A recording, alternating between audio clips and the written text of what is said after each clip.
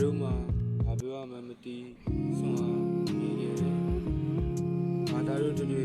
အာနာရှင်ကြသွားရင်အမေစီကိုအမေသားနဲ့အတူအလည်လာမယ်လို့ငါတို့အတူပြီးခဲ့တဲ့ကတိပြောပြီးတော့မူပြန်တော့ငါတို့မှာရေခွဲရပြန်တယ်။တောင်းဝင်ကြေပုံစွာထမ်းဆောင်ပြီးမျိုးချွတ်တိုက်ခဲ့တဲ့မင်းရဲ့အကြောင်း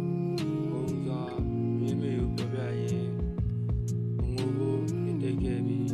ရခဲ့တယ်။တခါတလေငါတို့မှာတိုက်ဆိုင်မှုတွေရှိလာတော့မင်းကိုကြည့်ရတာတက်ပို့ပြီးလာပြန်တယ်။ရဲဘော်တစ်တွေရောက်လာတော့တောင်းဝင်ကြေတဲ့မင်းအကြောင်းဘယ်လိုထမ်းဆောင်ခဲ့ပုံကိုငါတို့ပြောပြဆိုပြရင်ရဲဘော်တစ်တွေနဲ့ငါတို့ကအတူဝမ်းနေရပြန်တယ်။တခါတလေစကန်သိန်းတိုက်ပွဲကြီးပြန်တိုက်လာတော့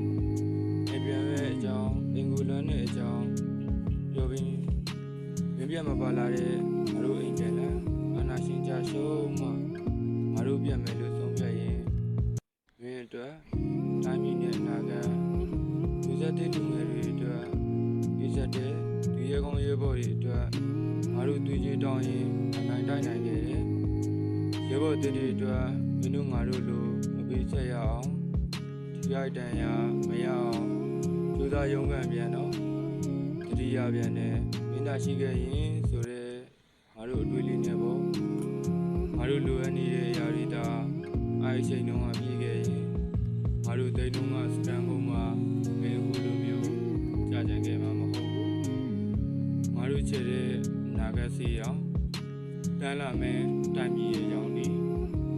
မင်းငါ့ကိုပြောခဲ့တယ်လို့ပဲဆရာနာရှင်လက်အောင်ငါတို့မလွတ်မြောက်ရင်ငါတို့ချစ်နေရဲ့နာဂတ်စီအောင်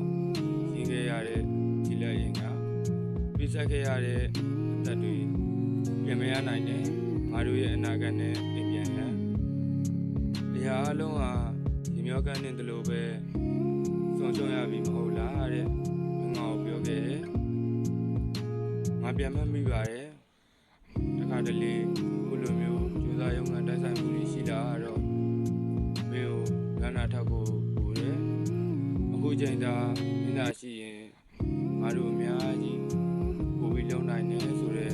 ရည်ရွယ်ချက်လေးနဲ့အတူ